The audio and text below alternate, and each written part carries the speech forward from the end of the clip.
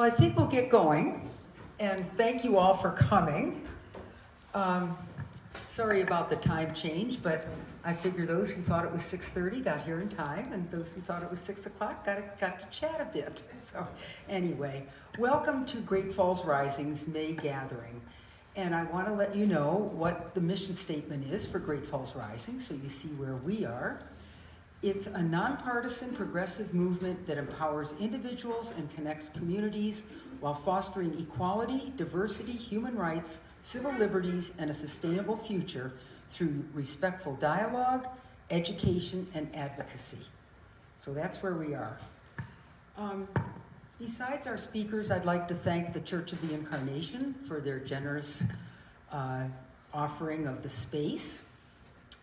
And the Great Falls Tribune, thank you, Dave, for coming and for promoting it as well. And the Electron for promoting the program on KGPR. And the Great Falls Rising board members who have made this possible. The event tonight, just a second, will share the state of our Great Falls public schools.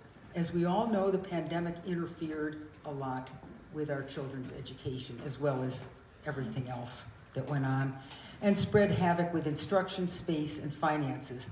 I have to say that our Great Falls public schools did an incredible job during the pandemic, and we certainly thank them for their vision and their consideration of kids and families and the community.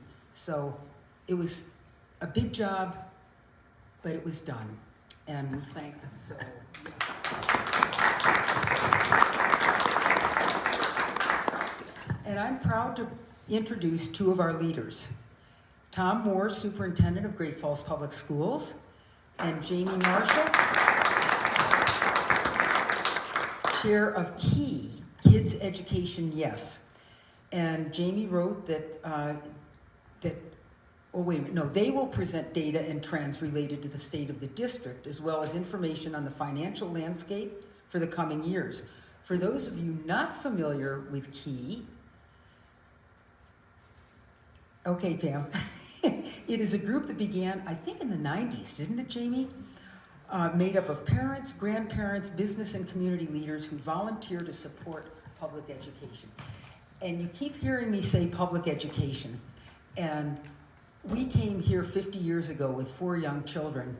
And believe me, even though Chuck's offering for a practice with hand surgery was good, we would not have been here had I found out that the schools were not good. It was that important to our family that we had good schools. And I'll tell you what, I can't think of a teacher who we were crosswise with. It was, the 4 kids got a great education, all of them went off to college, and yeah. So we also have index cards back there. If anyone has a question, please write your question down, and then we'll look at those afterwards. Pam and Mike are passing around donation baskets, and I know some of you have already donated, but we are not a membership organization, so we really run on funds that people give us when they come. And thanks for contributing. Bathrooms are behind you down the hall. You know, we always have to tell about that.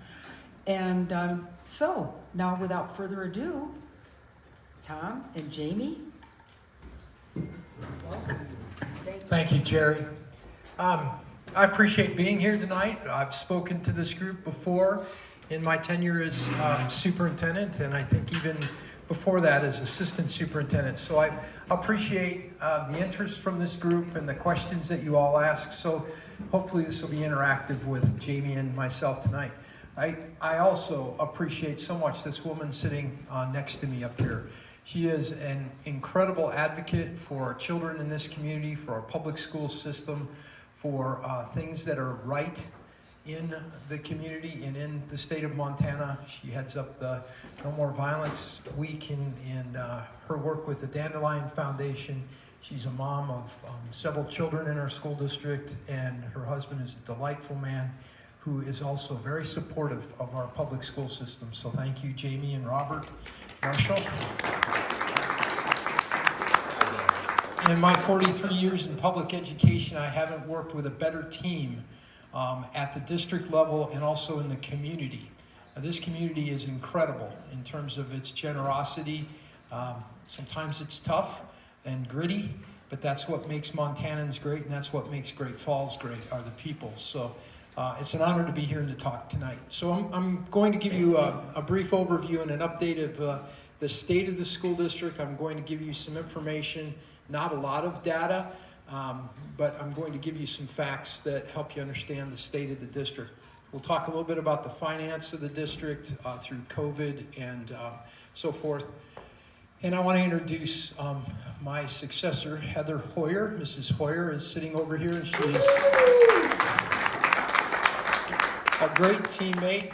Heather's been an educator for a long time in the state of Montana as a teacher and an administrator in the Great Falls Public Schools for about 27 years. Yep. 27 years. Finishing 27. Yep. And we hired her to be the executive director of secondary education when I became superintendent 5 years ago. And our school board trustees, many of whom are seated here tonight, made a really good decision a couple of months ago to appoint her as the next superintendent of Great Falls Public Schools. So Heather Hoyer, thank you for being here tonight. She also is helping very much so with the technology. We had a few glitches on the way in, and so this is a great teammate helping me out here. Appreciate her. So our trustees are here tonight. Gordon Johnson is our board chair. Gordon, thank you for being here tonight to support. Our vice chair, Kim Skornagoski, back there with her lovely daughter, Amara. Amara. And Bill Bronson, trustee. And Mark Finicum in the back. Thank you, Mark, for being here tonight, supporting what we do in our school district. And a previous trustee and state representative and county commissioner, Mr. Don Ryan. Thank you for being here. And Jane, nice to see you tonight too. Thanks. So I think I've covered all the elected officials or candidates or whatever. Oh, I'm sorry. I apologize. Jane, thank you very much for being here tonight too. And thank you for your help. And I guess we're live streaming. So on to the presentation. You know, the mission of the school district, many of you are familiar with it, but the mission of the district is to successfully educate students to navigate their futures. And it's a mission that we worked on as a district, boy, I'm going to say back to 2007 or 8 when I first came into the district 17 years ago. Tom Katinsky, who some of you know and remember as a reporter and an editor for the Great Falls Tribune, was our career and technical education coordinator at the time, and a very good wordsmith. And he took a lengthy mission and vision statement that was paragraphs long that nobody could recite or remember, and we pared it down to the elevator statement here. Thank you to Tom. That was one of his legacies. But we live this mission. And in public education, you read and hear, if you watch some of the wrong television feeds, you'll hear this constant grinding about the failure of the American public education system. I'm sorry to say that they're wrong. I'm a product of that public education system. It's been my career and my calling for 43 years, and I still strongly believe that America is in really good shape because of our children and because of our public school systems and the supporters that we have across the nation. So I'm going to show you evidence tonight of some of the children in our school district that have taken full advantage of the opportunities that you all have provided and have persisted even through COVID. The unprecedented pandemic that we hear a lot about. Our kids are having mental health issues and they're failing and so forth. The examples I'm going to show you tonight are of children who graduated either last year or are graduating this year that are thriving in this community in their quest to be able to navigate their future. So if you wouldn't mind showing this quick video, this is called our Navigator series, and you can go to our website, Great Falls Public Schools, and find a series of these videos. Hi, I'm Erin Merchant. I'm a small business owner, an active Great Falls community member, and a proud graduate of the Great Falls Public School District. Our public schools are the heart of our community. Students here aren't just dreaming, they're achieving.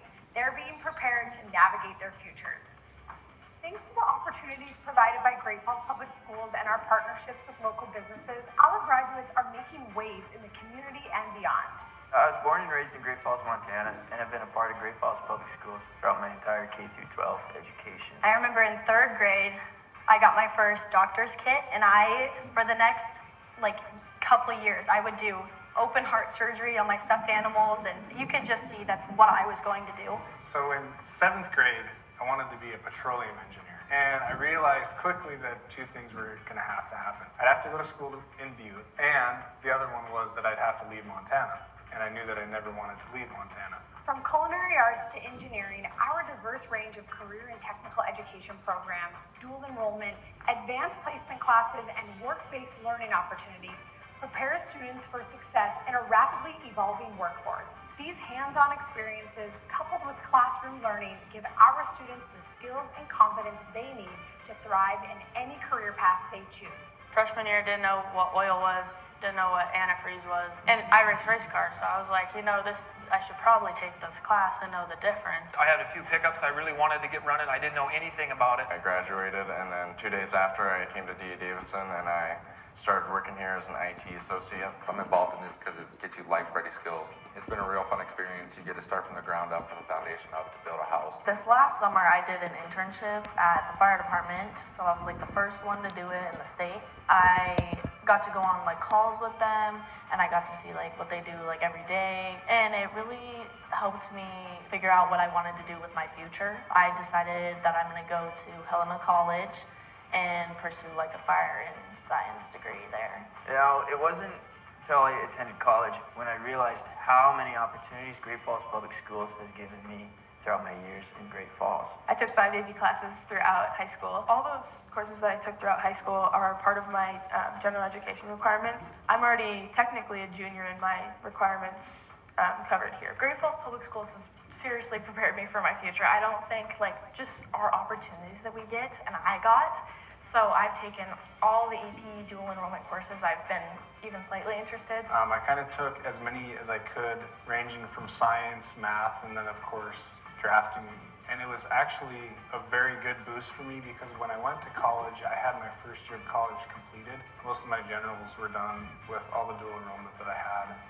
So it gave me a boost to get back to Great Falls, which was my ultimate goal, and find a job within the community. Going into college, I know I wanted to get my business background, so I got an accounting degree, and I was able to complete my undergraduate degree in 3 years. And this was all really due to the opportunities that Great Falls Public Schools has given me in high school.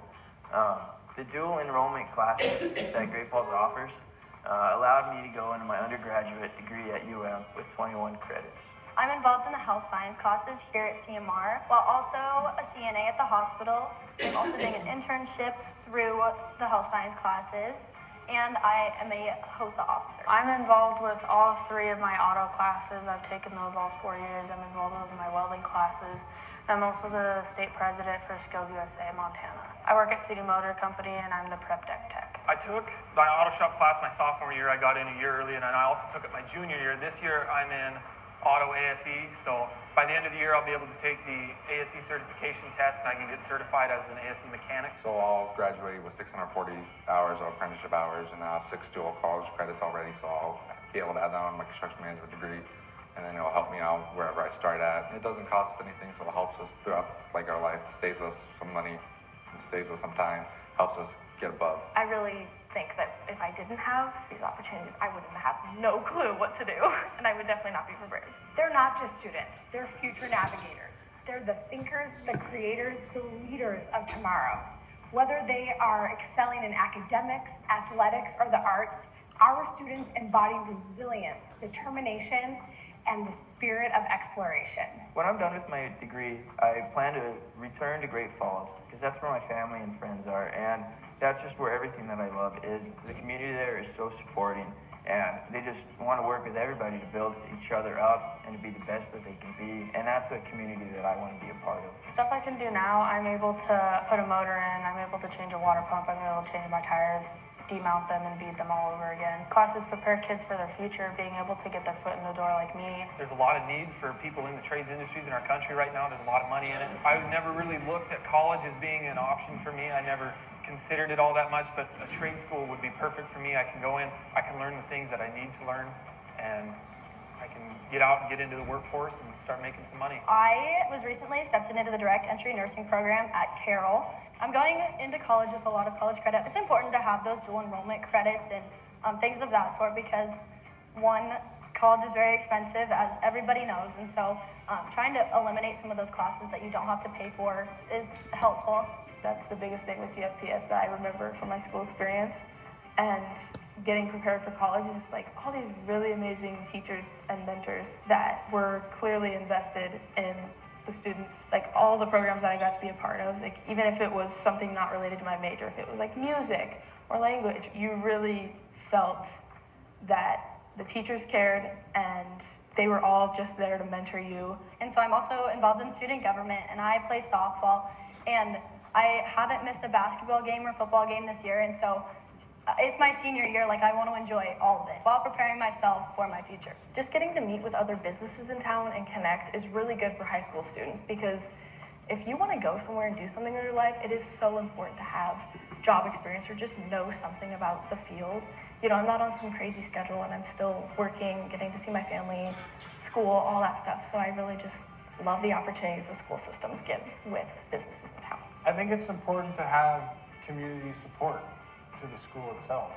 When you have professionals and adults supporting students through school, it means a lot. Great Falls Public Schools has given me all the connections that I need to get to the point where I'm at now. So join us for this Future Navigator series as we celebrate the spirit of learning, discovery, and community here at Great Falls Public Schools.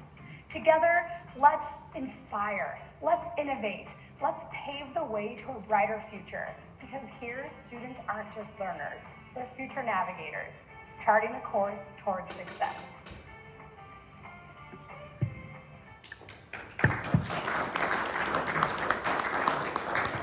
So thanks to Erin Merchant for her great work on this video series. You can go to the Great Falls Public Schools website and see a series of videos on our career and technical education page where they're more in-depth with each of these student stories in terms of their pathways. I think there are 6 or 7 of them up there right now. We've got a couple more that we're going to be adding to it before we're done.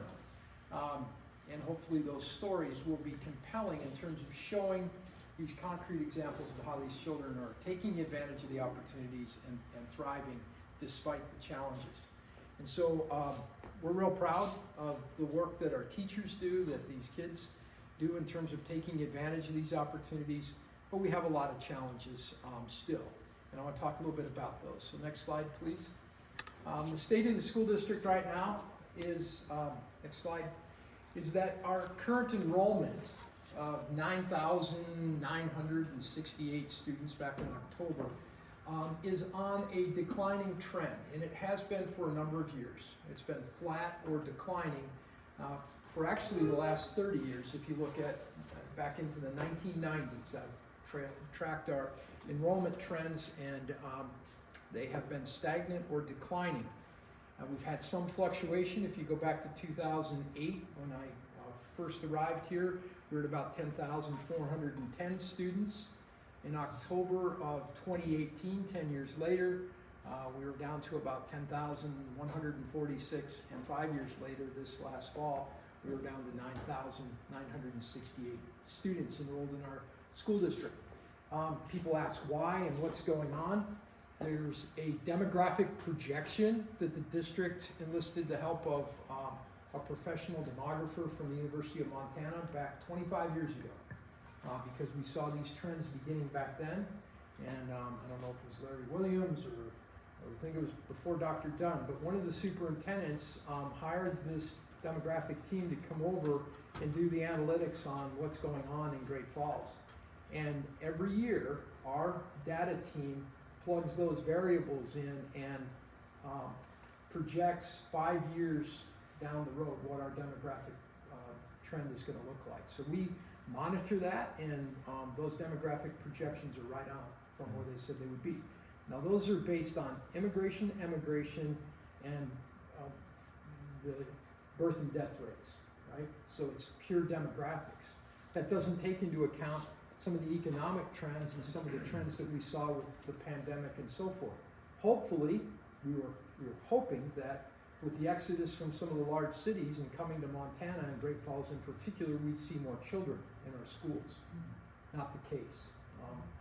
A lot of the folks who immigrated into Great Falls were not bringing children with them, and they were not of childbearing ages. So we've seen some uptick in our overall population in Great Falls and in Cascade County, but not in the school-age population. So that's the picture of our enrollment.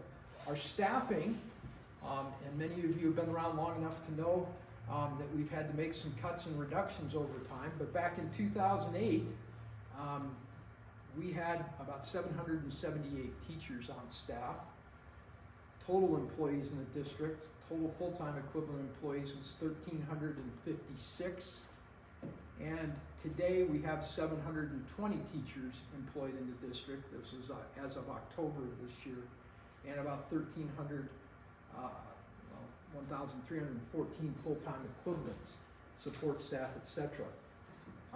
You'll notice back in 2018, this was pre-COVID, our numbers in terms of total staff were down to 1,279 total staff. We had made cuts and reductions over that time period, and the number of teachers were down considerably from 2008. And that's because over a 10-year time period, we made dramatic cuts and reductions in staffing and program because of just the decline in enrollment, the economic factors, and the fact that we couldn't pass levies during that time when we needed to sustain that.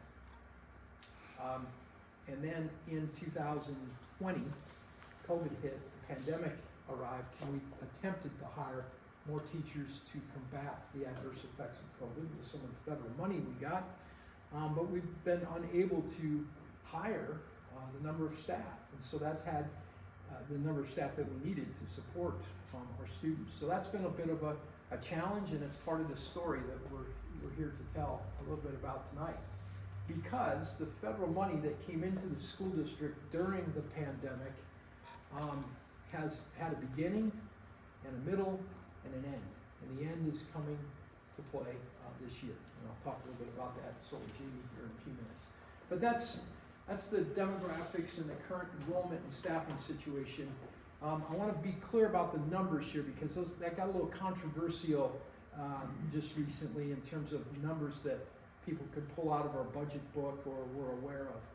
On any given day in the school district, we will have, if you ask our data team to pull the number of kids present in the school district and the number of employees, you will have a different number today on May, what do we have, May 8th?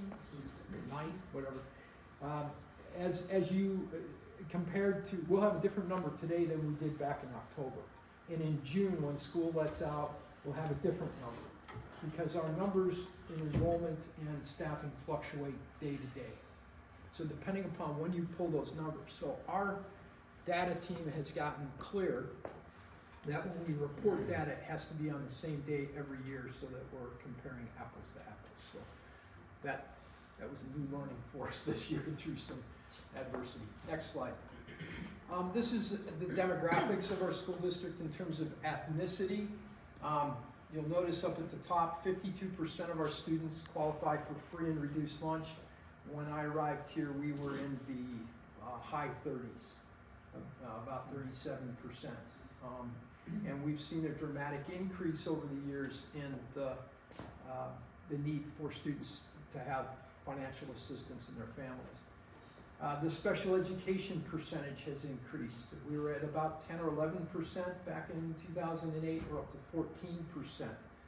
And those are students that require more resources and more assistance.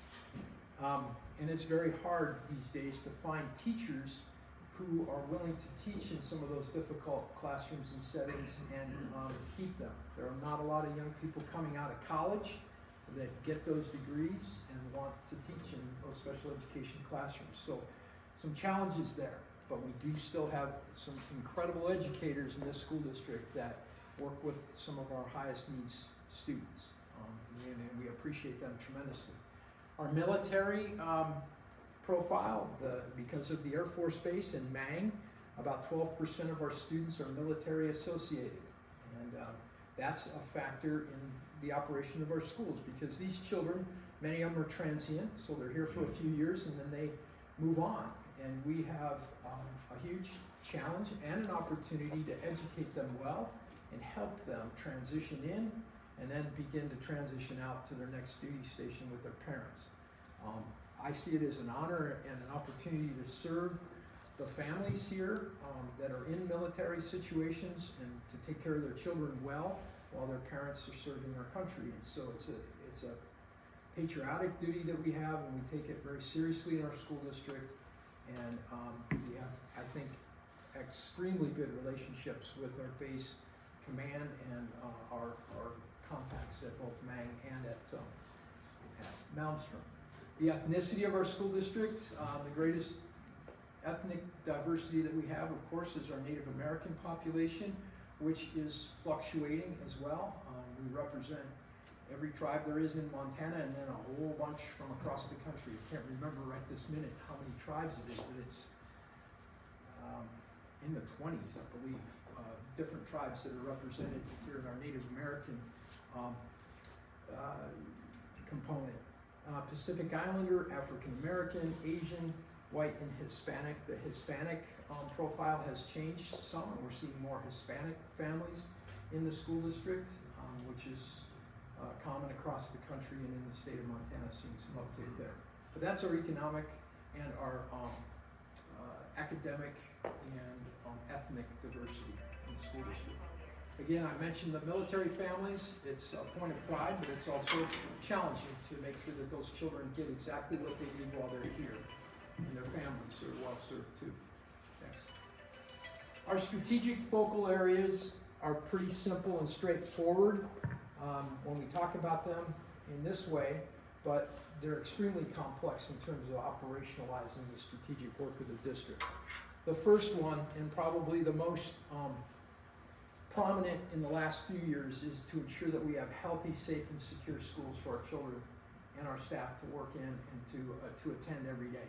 The pandemic made that very clear to us. Things like some of the school tragedies that we've had for the last 25 or 30 years across this country, unfortunately, have cost us to spend a lot of time, energy, and money making sure that our schools are safe and secure. The health and well-being mentally of our students and the people in and around our students is a point of concern. And so attending to their social, emotional well-being has been challenging and problematic more recently. And then finding good supports, mental health professionals and supports for those folks who need that. So training, equipment, well-being, good programming, prevention and intervention are all challenges within that strategic focus of the district. So every year, we look at what our current needs are, what the data is telling us about safety and security and the well-being of our students and staff, and we have to make adjustments and deploy resources there. And those resources are quite often very expensive. During COVID, a lot of the federal money that we received from the state, from the federal government and the state, went to attending to these health and safety concerns in the school district. Student achievement is the second focal area, and that's primary reason for schools is to educate our children and to optimize the full potential of all of our citizens and ensure that that's happening. And so, as our mission statement says, we are to educate them successfully to be able to navigate their future. The district takes that very seriously, and it has been challenging, to say the least, over the years to educate the gamut.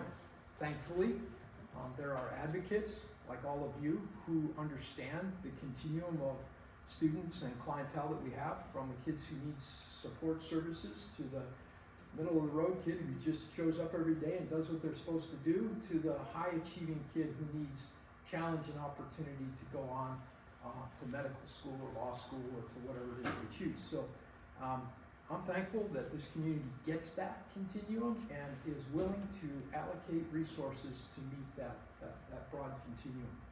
And so you saw some examples of those kids today. Recently, we've been focusing on the opportunity that the legislature provided to us to explore a charter school, a choice school in Montana, under the umbrella of the Public School Board and our governance here in Great Falls. We were one of the schools that was awarded by the Board of Public Education permission to start a charter here. Our board first approved the application, local trustees did, and the Board of Public Education, and we will launch that in August of this year out at Morningside Elementary. It's called the Core School.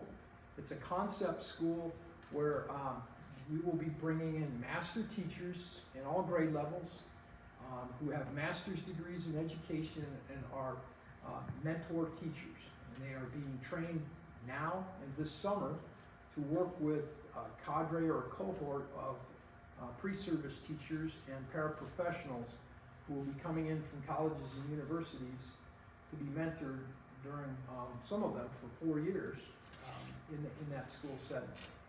We just recently had a lottery to allow people from around the community to choice into that school. I think we're up to over 300 kids who are registered to go into that school. Of course, the children that were residents of the Morningside neighborhood were given first choice, and those students could stay there, and then opened up the lottery from across the district. And I think what I understand from our team is that the kindergarten, first and second grades are really tight, and third, fourth, fifth, and sixth grade, there's still some latitude there, so it's still open enrollment there. But kindergarten is going to be tight over there, I guess, this year, which is a good thing. So we've been focused on that, new opportunity, and then math and English language arts, excuse me, have been the two academic areas that we really have spent some time studying best practices. We sent a team to Stanford University recently to try to crack the code on mathematics and how we get our kids to perform better in mathematics. Also English language arts and our early childhood programming, working on building those strong foundations in literacy so that kids are reading by the end of third grade with proficiency. And then our assessments and changing the way we assess and get data back to our teachers and parents about how our kids are doing and monitoring that. Heather is going to lead or is leading right now a challenge to develop what's called the profile of a learner or profile of a graduate. It's required for all schools in the state of Montana this next year. Heather can talk more about that at some other time when she comes to meet with all of you. I'm sure she'll be glad to engage you in that. And then finally, the stewardship and accountability piece is another focal area of the district. What I appreciate most about this community is the gift of trust that the community has, for the most part, in our public school system and our officials with their children and also with their resources. We have a $100 million a year budget, roughly, with our general funds and our federal funds. You trust us to steward those monies well. You expect that we do, and you hold us accountable for that. And we have a great team of people, and have had for a long time, that take that charge seriously. And they have a lot of integrity with that, and they manage our resources very well, I believe. Brian Patrick, who is our current business operations director, career educator, teacher, principal, and business manager now of the school district for the last 12 years, is one of the state-recognized experts in school finance, and he takes that job very seriously, has a tremendous amount of integrity, and I am blessed to be able to work with him. We all are. So the finances, the budget, those pieces, Jamie's going to talk a little bit about the advocacy side and the situation that we're going to be faced with here in the next couple of years in terms of funding for our public schools. But those two areas, the facilities, the budget, the finances of the district, you all have done a fantastic job over my tenure here, the last 17 years and way before that, making sure that your kids have the very best opportunities possible. So thank you. Public engagement and making sure that we're constantly getting feedback and providing opportunities for you is something that we're going to enhance and work on this next year through our strategic planning. This is a graphic that Timmy is going to elaborate a little bit more on, but this is a picture of the finances that the district received and the allocation of those resources during the pandemic, because there's been a lot of money that's come into the school district during the pandemic, and a lot of it has been extremely beneficial to all of you as well, because we haven't had to ask for tax initiatives in this community like some other districts have had to do. And you know, this morning we woke up and heard about levy failures all across the large AA school districts in Montana, bonds that didn't pass in places like Belgrade where they need a new elementary school. Fortunately, or unfortunately, we have been blessed with some federal monies that we've been able to use wisely and steward wisely to address the adverse effects of COVID, but to also cushion or allow for some flexibilities with our general fund. So we've offset general fund expenditures with some of these federal monies, which is allowable under the law and the statute. Back in 2020, when this thing first started, we got the first bucket of money called the CARES Act. It came to the state from the federal government. There were about $6.7 million in that bucket of money, and most of it was spent to deal with things like masks and hand solution and mitigation of the virus itself, and all the checking and testing and all of those things that we had to do, nurses, etc., getting them on board quickly during the first stages. And then the next pot of money was the elementary and secondary emergency relief funds. That's what ESSER stands for. ESSER 2, about $10 million from the federal government, and that money was allowed. We were allowed to do things with some infrastructure and some of the air handling units and hiring more staff and trying to mitigate the after effects of COVID and preventing the further spread of COVID. So about $10 million, and that money from 2020 to 2023, this last fall, we were able to spend that on specific areas, and we did. And much of that money, again, offset some of our general fund expenditures. So we were able to take the savings in our general fund and roll that into an interlocal agreement, which we will be able to use in the next year or two to offset some of our general fund expenses as well. The last bucket of money, which is coming due this fall, is the ARPA funds, the American Rescue Plan. Yeah, thank you. The American Rescue Plan funds, $22 million. The majority of that, as you can see up here from the ARPA funding, was in the area of student services, making sure that our kids were well cared for, and facilities and student services. So this is a fairly good graphic of how those funds were spent, but the bottom line here is these monies are done as of, if you talk to my friend Lance Boyd, who oversees these, they're done on May 15th. And if you don't believe that, just ask her, because he's running around hounding us to make sure that all of these things are encumbered by May 15th. We have to report by the end of August to OPI that these funds have been fully expended. So, next slide. Jamie's going to talk a little bit about advocacy for our school district and what the long-term picture for funding schools adequately is in Montana. She and I were on a Zoom call last week with other AA superintendents from across the state and their advocate groups, talking about working collectively in preparation for the next legislative session coming up this next year. Because our school funding formula needs some serious work. The burden on local taxpayers constantly for property taxes to fund our schools is not working, not just here in Great Falls, but it's not working in a lot of our communities across the state for sustainability. To be able to do the things that we have been able to do for a long time here, we're no longer able to do that across the state of Montana. And so I'm going to end my comments here. If you want more information about our school district, please go to our website, check out our Facebook page, look at Brian's budget book under our budget section. He'll have a new one coming out this summer that projects and gives data for the upcoming school year. And then, excuse me, I have one more edition of my 10 more things that I'll put out this month and then hand it over to Heather. So with that, I'm going to stop talking and I'm going to turn it over to Mrs. Jamie Marshall, and then we'll answer questions later.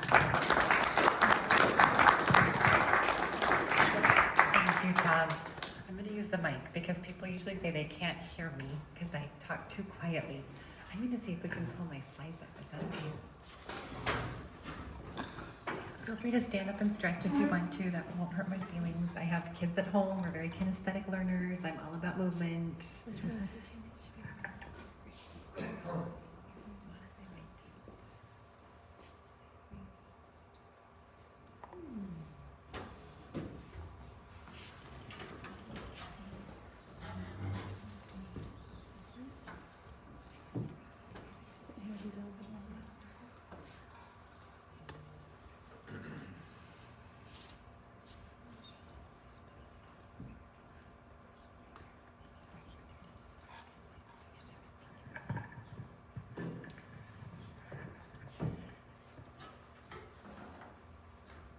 All right, as you know already, I am here with Key, Kids Education Yes, and some of you in this room, I think were probably there to really help Key get up and going as it went along. I think my slides are a little too big, but we'll just work with it today.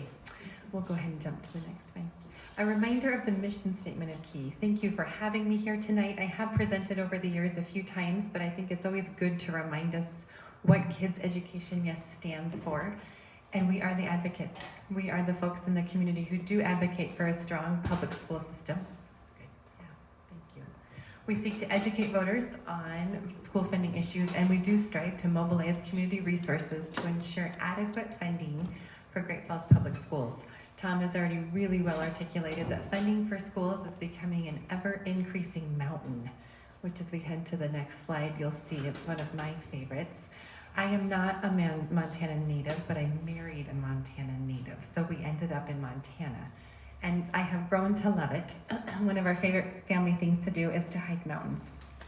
And as I've reflected on my time with Key over the last few years, at times it truly feels like we are climbing a mountain. It really, really does as we're working through school funding in this 21st century.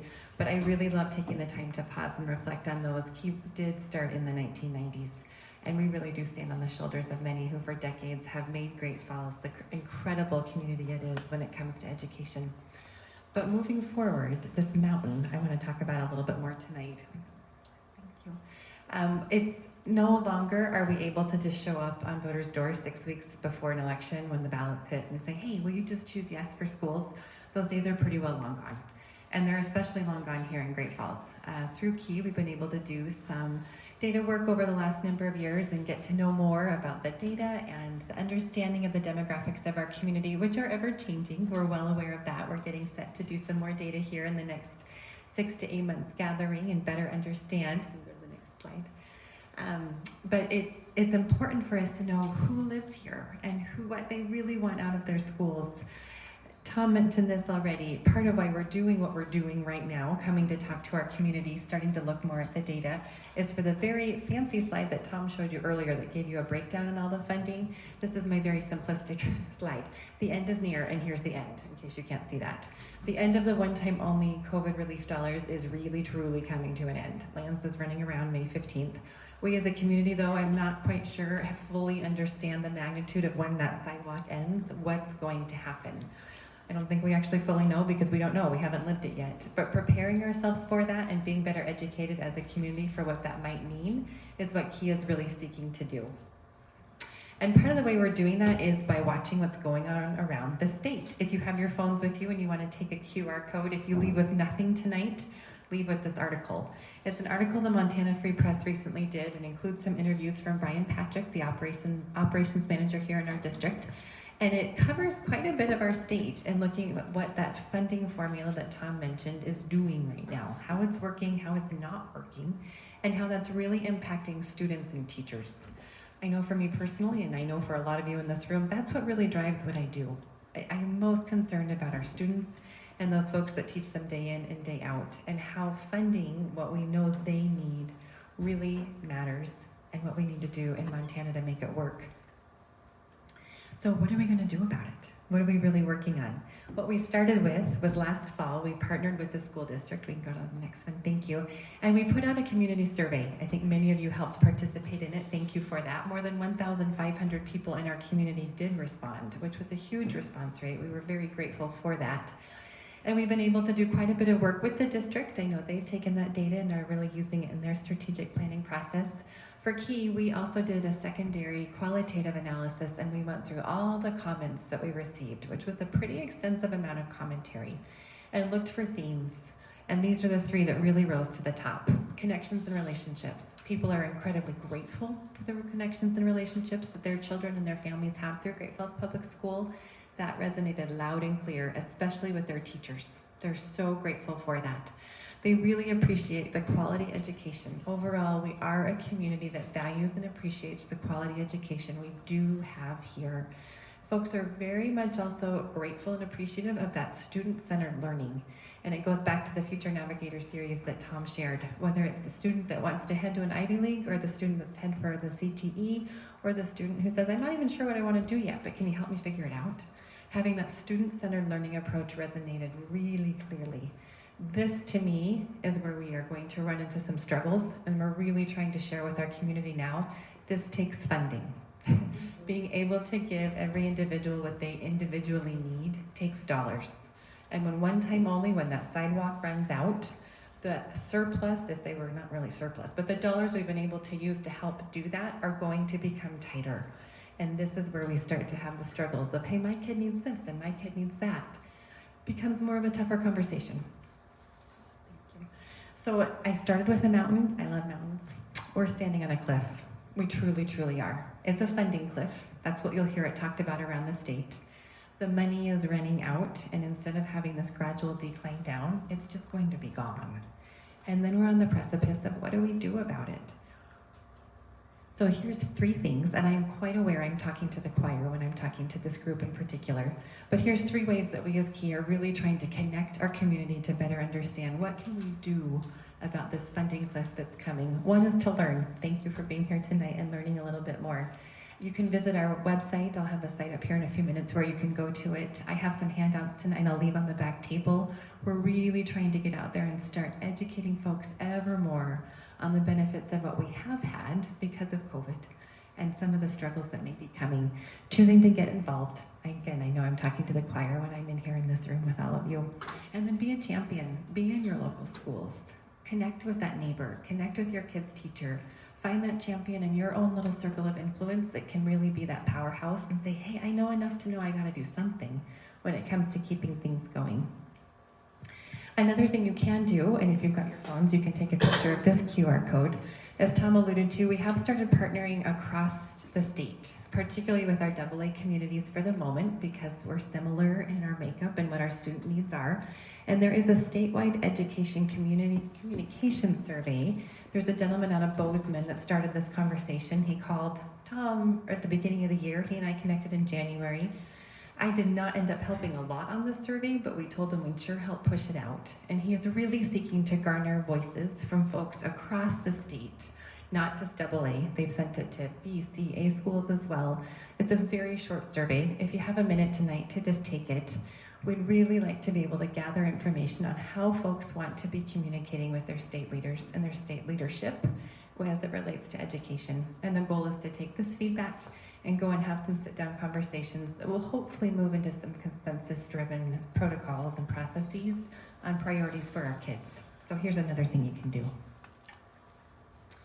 And I'm gonna wrap it up here with a picture of our website. If you've not visited us before, kidseducationyes.org. If you Google us, our SEO is very strong right now, you'll find us. I invite you to go check it out. We do have a blog. We do a lot on social media as well. You can find us on Facebook and Instagram. We also have this video. Sorry. you're just fine. Let's see if it'll work.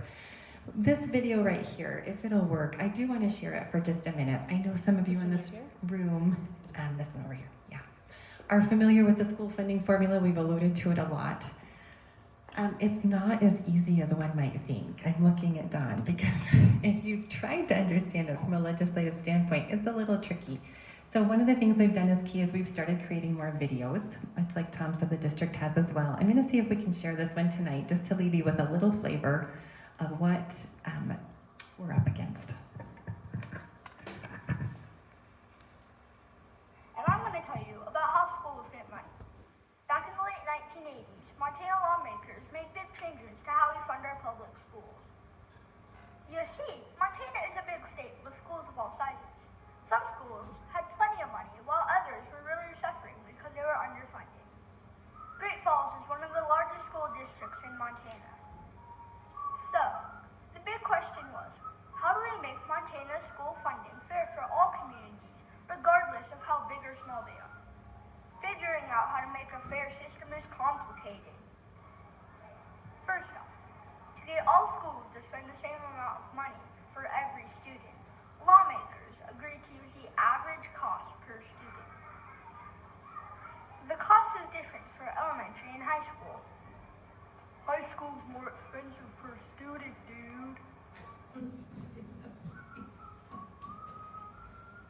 This average cost per student became the maximum budget for every school. They call it the cap. This is important. A school district cannot spend more than the cap. Lawmakers decided that all schools must spend 80% of the cap. This is called the base budget. It would be up to each community to decide if they want to spend any or all of the 20% above the base budget that they are allowed. For this 20%, each community must vote to tax itself. We do this with local mill levies. So, when a community votes on a general school levy, they are deciding how much of the 20% part of the cap they want to contribute. As costs go up, the cap goes up too. Here in Great Falls, it may seem like levies come up all the time, but that's exactly how the system was designed. Each time the cap goes up, it is important we vote to decide how much of the 20% local part we want to spend. If we don't pass levies, then our school district funding falls below the cap. Remember, the cap is the state average cost per student. In school, we think of average as just okay. But when it comes to school funding, being average is an A+.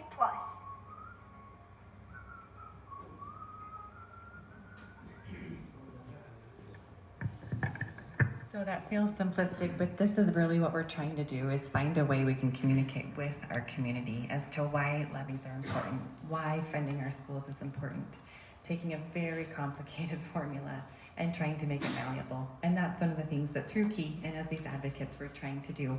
We have some folks on our team who keep saying it's time for this next video that talks about the cliff. So who knows, maybe next time I'll have a mountain video for you.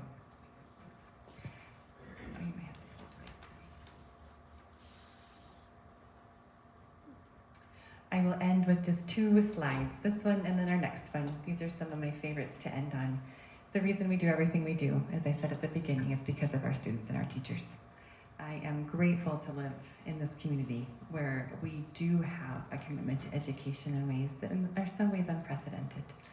And it is going to take all of us to really continue to have what we have and to continue it to be what it needs to be for the future.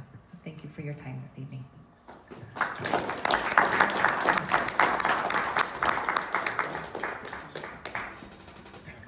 So just if I can for a second, this summer actually, I was listening to a song. It was called Difference Maker. And I thought about our teachers and the people in our public education system who truly make a difference for others. And so I decided to, you know how the military always gives the honor coins, right? So I thought, well, I'm gonna make up some coins of my own and I'm gonna find people in our community, in our school district that make a difference for our kids and for our community. And it says on the back, you're a difference maker, Great Falls, great people, great schools. And I'd like to have Jerry Jennings come up here, and I'd like to give her this coin.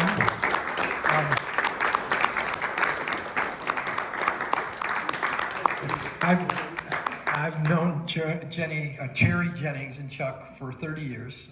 Ron and I were married over here almost 30 years ago, and she attended our wedding, she and Chuck and their family. And when I came to this community to work here,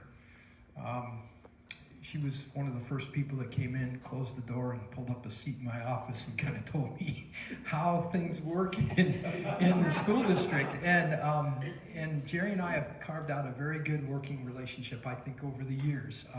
She's an incredible advocate, as you all know, for high quality opportunities for our kids. And she told me the stories about how she and Chuck worked hard to get advanced placement courses and high level opportunities afforded to our kids, working with the superintendents at the time. And over the years, she's put on seminars and workshops for parents and for kids and for teachers on how to do that, how to access high quality post-secondary education. But she's also become very involved in our foundation in providing opportunities for kids who need vocational training and a 2-year education or tech schools and so forth. And it's just been an honor and a pleasure to work with her, because she and Chuck truly, Chuck, you too, and I know you probably deserve a pile of these coins. I know you do. I know we were talking about you tonight at home, and you really deserve this as well. But Jerry, just thank you so much for being a difference maker in our school district, in our schools, and in this community. Thank you very much.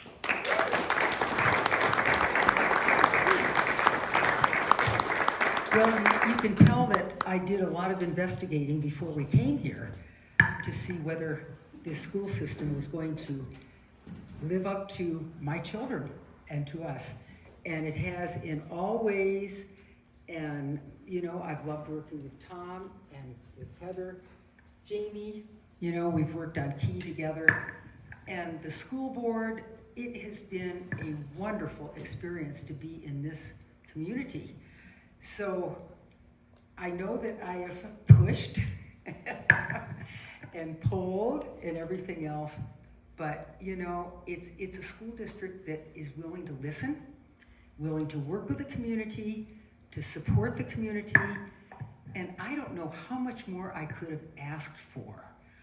Maybe there was more, but I didn't find more, and it's been a wonderful experience for me, I'll tell you. So thank you, Tom, and thank you, everyone. Does anyone have any questions for Tom? I don't know if any questions were written down. Don? Yeah, I've got a question. Tom, in the area that you talked about, health, safety, and security of schools, if you could do one thing to improve something in that area, what would it be? I think higher quality health and well-being care for our children, their families, and some of the prevention types of things for early childhood education for young kids who are so troubled and have just really adverse circumstances in their homes. So more supports for them so that they get that good foundational start. I think that parlays into having safer schools in the long run. Because when you deal with some of these real catastrophic kinds of things where kids come, or young people come back into schools and wreak all kinds of havoc and create very dangerous situations, or when adults do, you peel back the onion a little bit and you find out that these people had adverse childhood experiences that needed to be intervened or treated when they were young, and they weren't addressed correctly. So I guess when it comes to healthy, safe, and secure schools, more funding, more resources, high quality supports and care for especially our younger children and their families, I guess is the one thing I would ask for and hope for as we move forward into the future. And then there's all kinds of other things that we can address, but you can dump a lot of money into reactive kinds of things that really aren't going to have an impact on the systemic problem. And I think what I just addressed deals with more systemic issues that need to be addressed. Kids, families, younger, yeah. Can I ask you one more, since you're on the way out the Oh, door, you might yes. be able to do it? Ask the boss. Sure. Madam Chair. What's your greatest frustration as a superintendent? As a superintendent,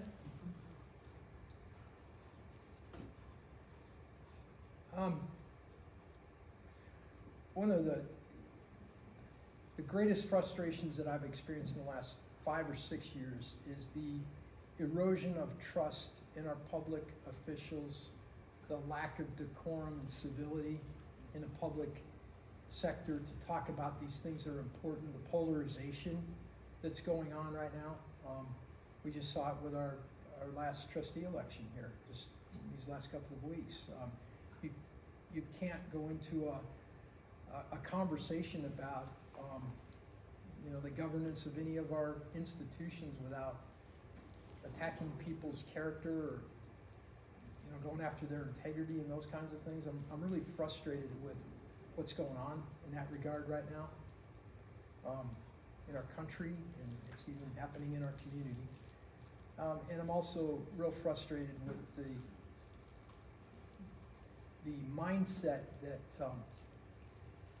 people don't want to work for things and earn them and come through the ranks to get them and sometimes pay some dues. That's frustrating to me. We have examples of children that have overcome incredibly difficult situations, and they don't use their situations as excuses to not succeed. And I'm proud of that. I showed you some examples today. There's one in here.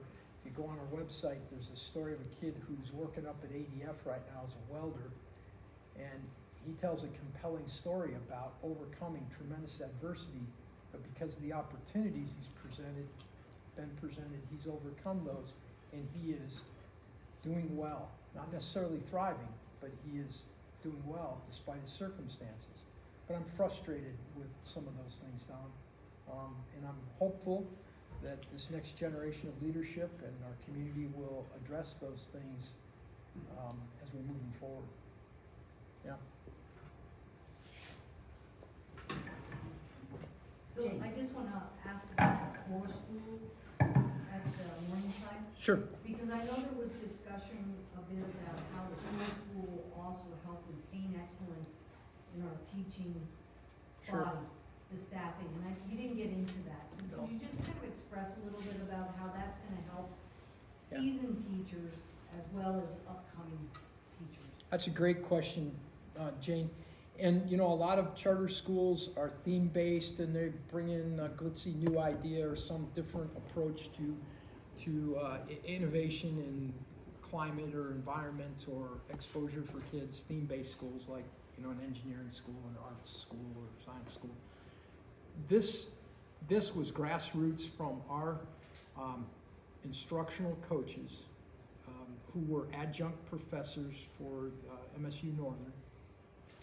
A couple of seasoned veteran professional teachers, educators, who have been dealing with the erosion of the pre-service teacher training programs in that institution in particular, and the number of students wanting to get into the profession, and then being plagued with not having 25 candidates like we used to lined up for every teaching job, maybe 2 or 3, or flip the coin on this, And so they wanted to make a difference for our community and for our state in addressing that. So they hatched this idea of a laboratory school, or they called it a lab school initially, and they were familiar with these in university communities or closer to larger metropolitan areas where master level teachers, adjunct professors taught children, and pre-service folks came in and worked alongside them and were tutored and mentored by them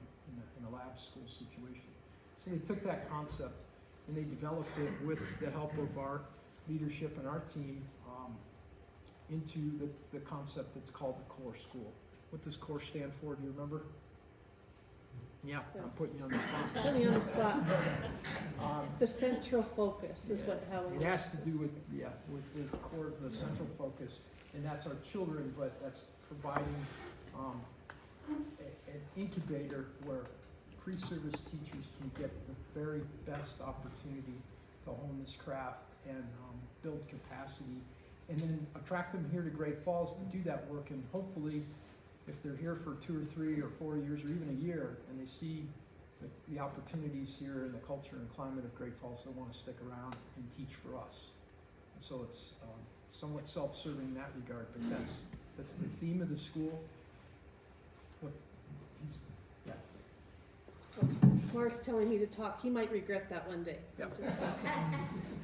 It was really neat last night. So the principal who was selected to run CORE School is Jennifer Martin, and she has done a fantastic job on building community and family already within the school. So last night, the teacher assistants, who are going to be the paras and the student teachers, they had their reveal party with their mentor teachers. And they all got together and they did an activity, and then they got an envelope with their teacher picture in it, and the teachers got a sealed envelope with their teacher assistant in it, and they did activities, and then they got to see who they're going to be partnered with next year. And they were so excited. I ran into one of the young ladies who is a graduate of Paris Gibson Education Center, and she's going into education, and she was buying a gift for her to-be mentor teacher. She was buying a set of pins because she knows they're going to use them together, and her eyes were just sparking yesterday. But that was one of the activities that we did last night, and they have bowling in a couple weeks, and they're working really hard to build that community together. We're really, really excited about the teams. So lots of work already happening for CORE. And I will remember what the acronym stands for. I looked it up and I couldn't find it. Yeah. Mike? As far as the charter school goes, I really want to be able to figure out if any of the money, like budget for the school districts, did you have to take money away from the regular budget to start this charter school? How did that work? Yeah, we didn't have to take money away. It's a really good question, Mike. And by the way, for those of you who don't know, Mike and I go way back. He was one of my paraprofessionals at Great Falls High. It was so much fun to see him here this evening. Because we took an existing school that we already had budget allocations for, we were able to just transfer and transform that school into a charter school. There are some communities across the state that are opening another building, and we don't have any of that cost since it's an existing neighborhood school for us. Yes, great question. Other questions? Because I have one. Jamie, tell us what Key is going to be doing with our legislative candidates or legislators. We are working with them already. So we have a subcommittee within Key that works year-round to have connections with our legislators. We are making some connections around the state to be able to have some more of those collective conversations, and then we have some print material that we are creating to be able to share back with them over the next 3 to 6 months specific to Great Falls, but then also to be able to have some of those conversations moving past that of hearing back from them what they're seeing as we get closer to the session. So we're always in touch. So can I just ask Jamie a follow-up? Absolutely. Sandra Hawkins, who's seated at my table, is running for House District 23, and I'm running for House District 19. Are you going to be interfacing with us as candidates, even though we're not really in office yet?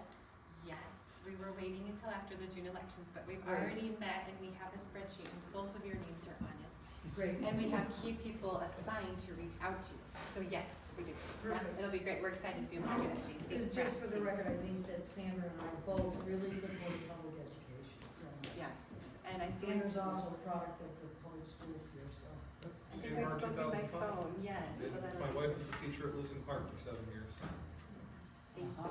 Thanks for both running. That's important, as we all know. So if I can lobby a little bit in that regard to our future legislators or potential, this next year, the legislature is going to be faced with the opportunity to commission a review of the funding formula for public schools in Montana.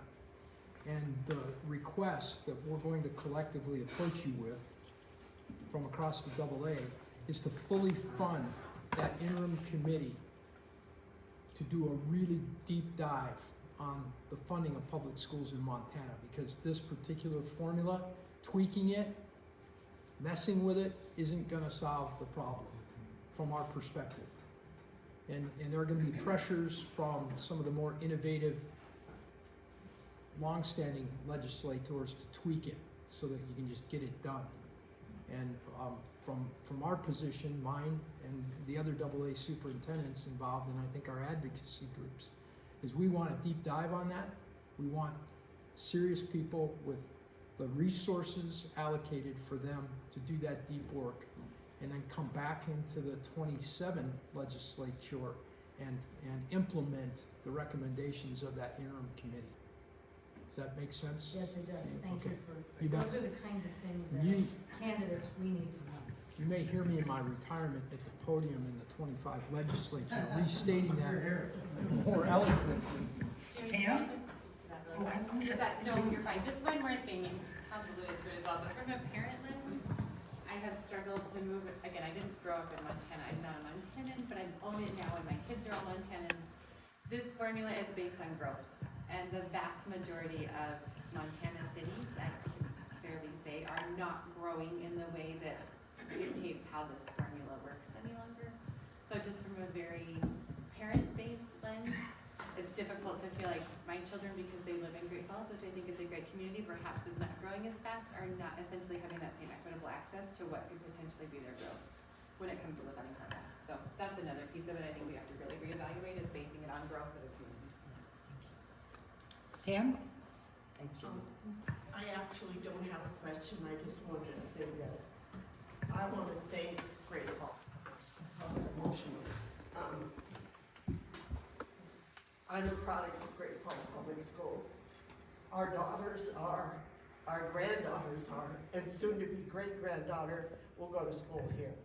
And I hear from my daughters who don't have the opportunity to live in Great Falls. They live in Helena and Missoula. And they look back at Great Falls Public Schools and are so thankful for what they had.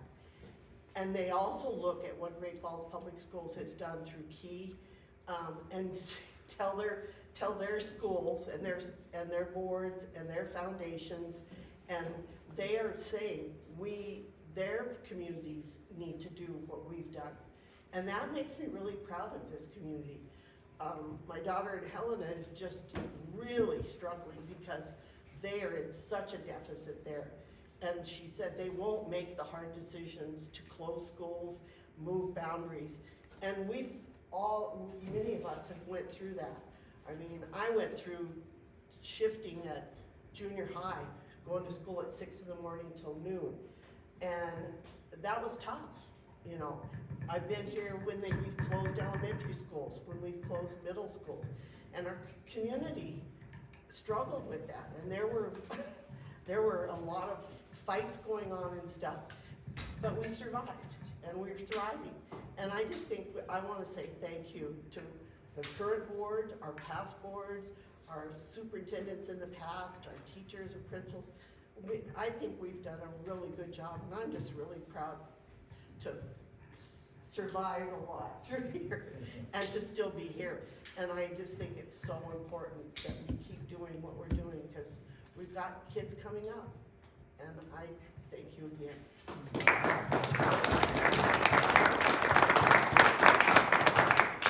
It's probably about time to close.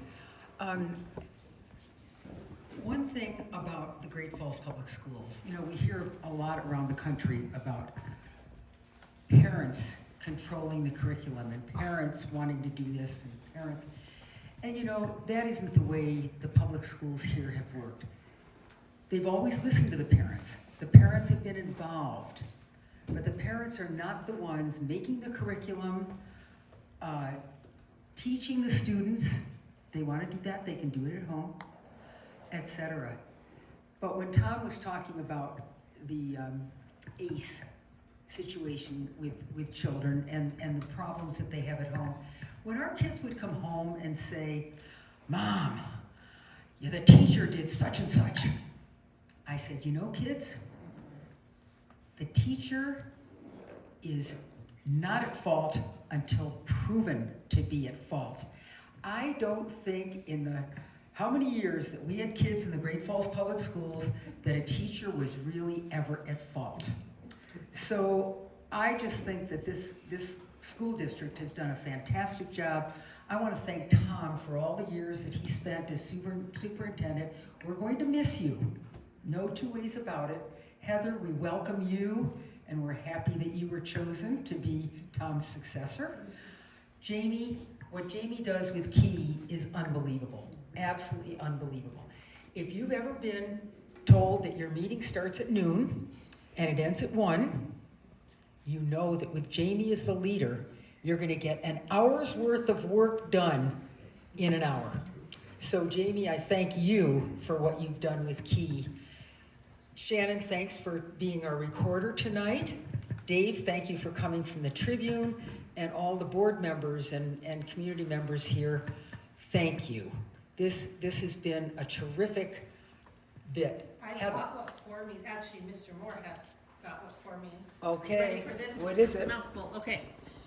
The C is creation of teachers.